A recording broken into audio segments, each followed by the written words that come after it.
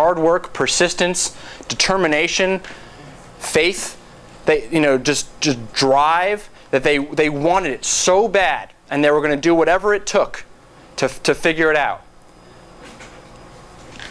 How many of you think that life is more important than money? Are you with me?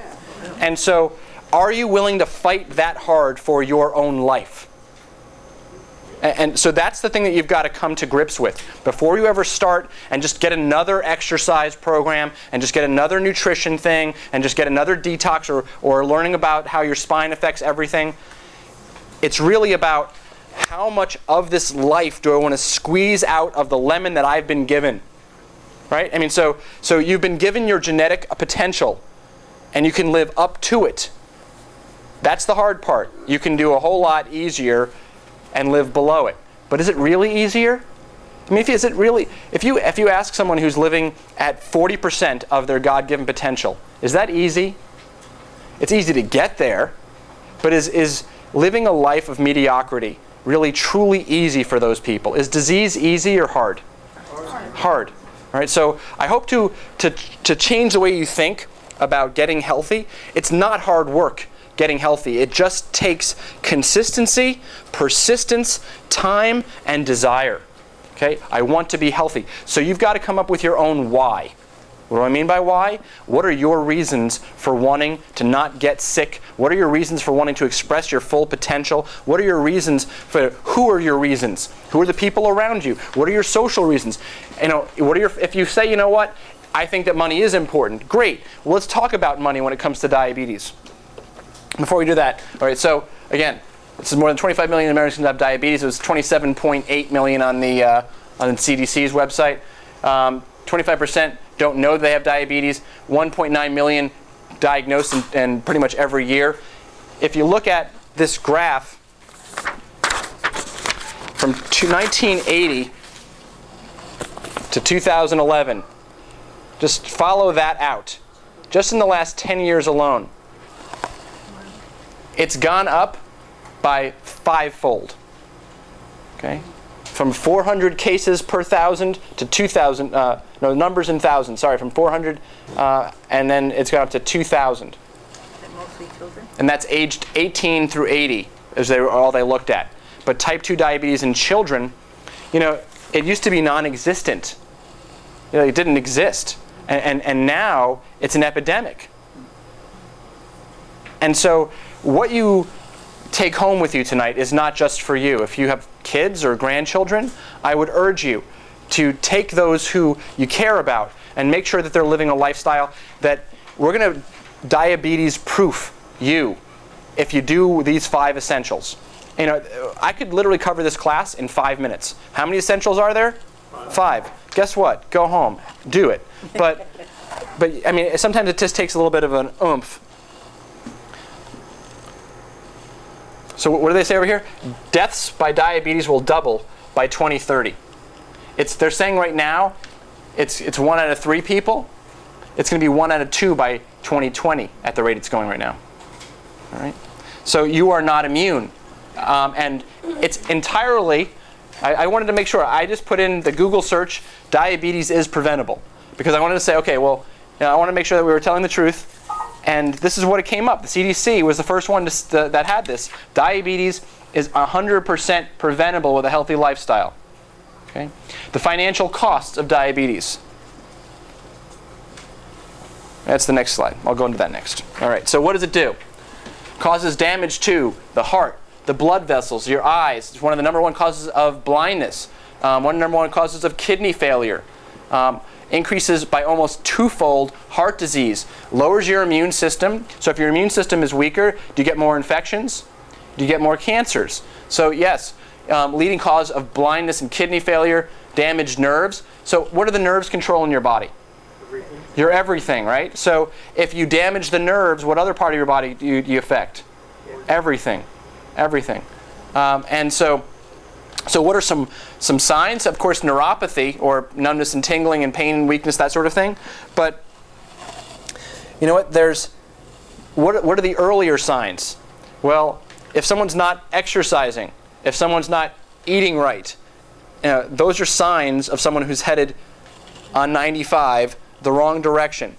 So if New Jersey is numbness and tingling, and it gives me numbness and tingling whenever I go to Jersey. Just kidding. I kid I'm from New York, so I kid my friends who are from New Jersey, and I say, how do you know that New Yorkers hate to die? Because the light at the end of the tunnel is New Jersey, so that's why they hate. Because of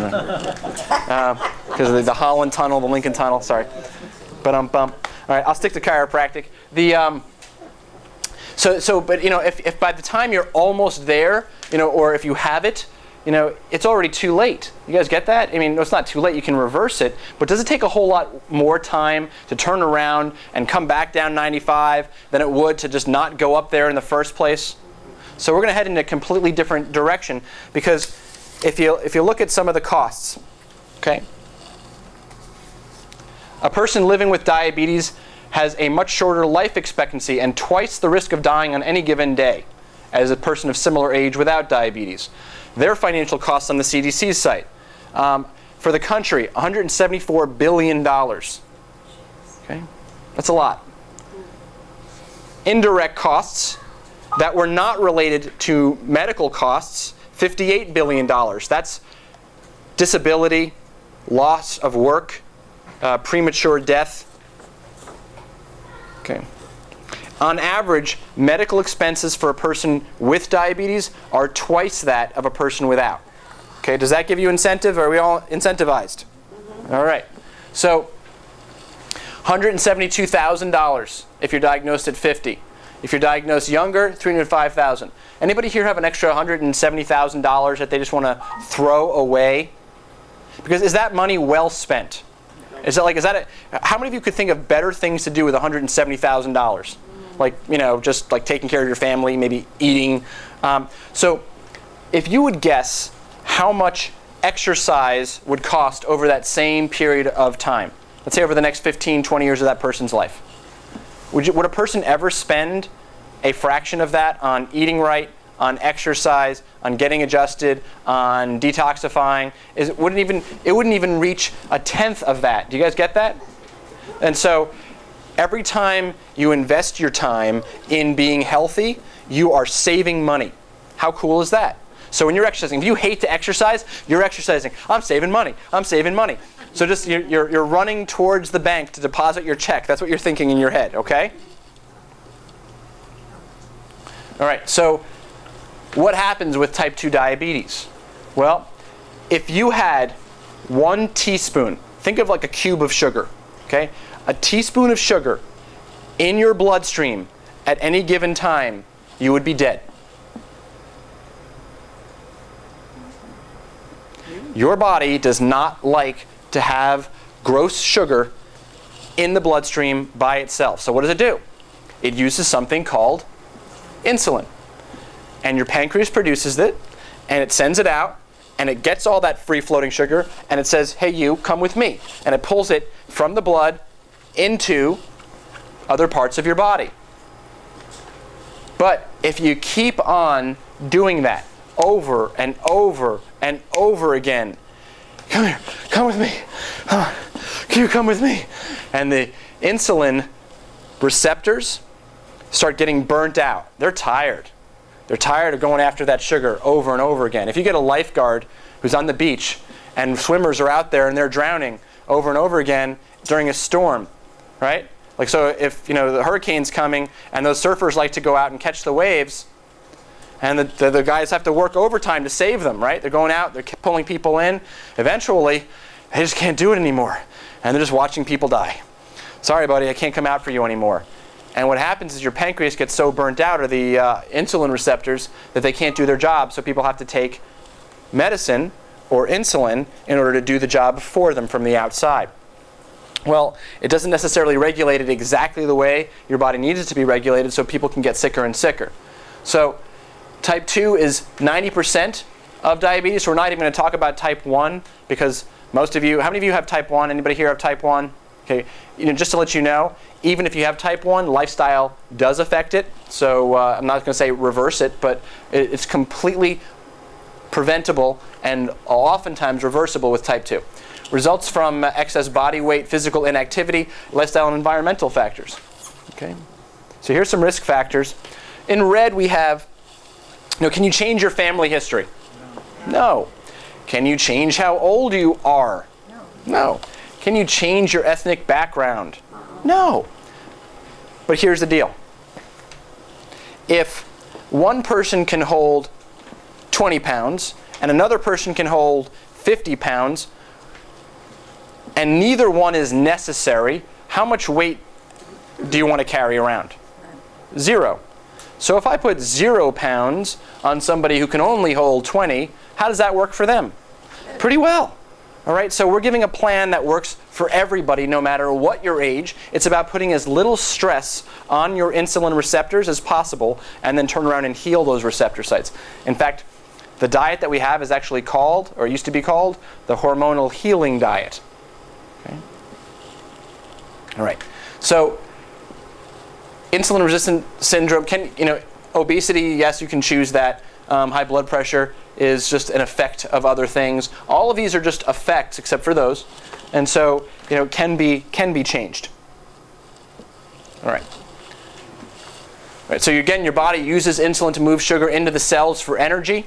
So do you need some sugar? Yes. Okay, but it's at the rate at which that sugar goes into your body.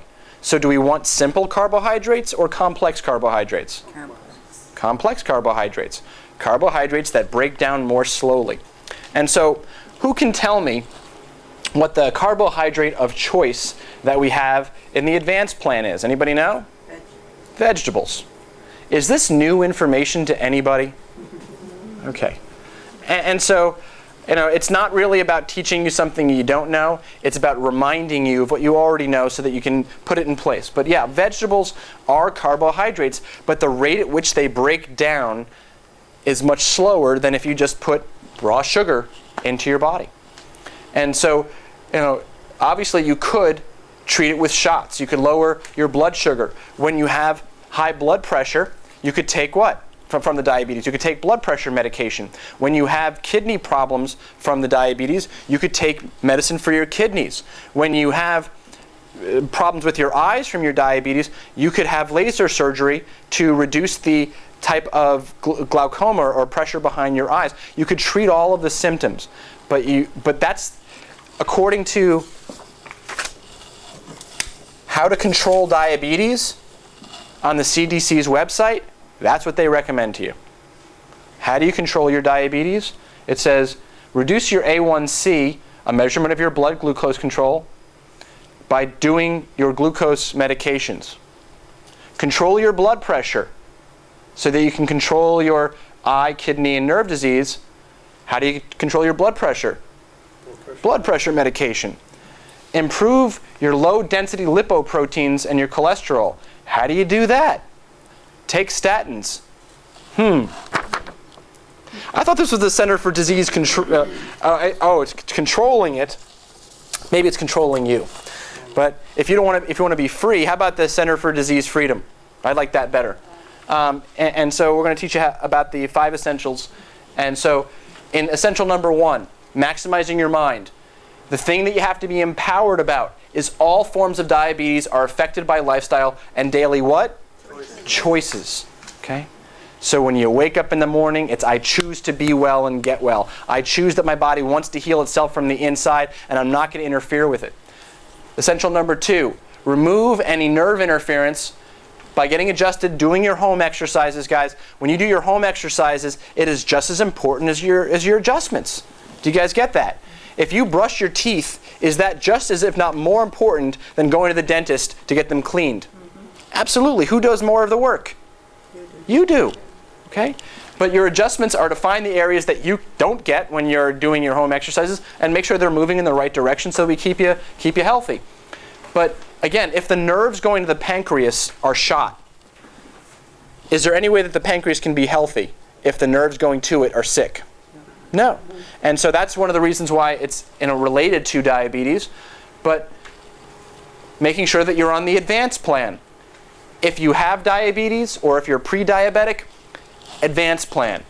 If you are nowhere near diabetes, then you can do what many of us in this office do, which is alternate between core plan and advanced plan. Core plan and advanced plan throughout the year. I'm on the advanced plan about 4 times a year for about a month to about 2 months, depending upon, so about somewhere between a quarter of the year and a half of the year, I'm on the advanced plan, and the other part of it, I'm on the core plan. For those of you who don't know the difference, there's the book, we have the handouts, we have all sorts of information on the core plan and the advanced plan.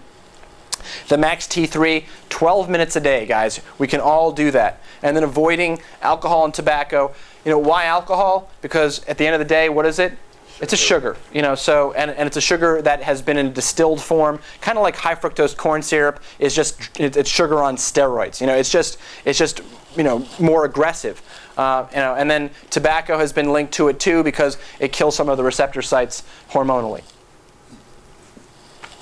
Okay. So what's the advanced plan? There's 3 things in the advanced plan, the nutrition plan. You have to know. What are they?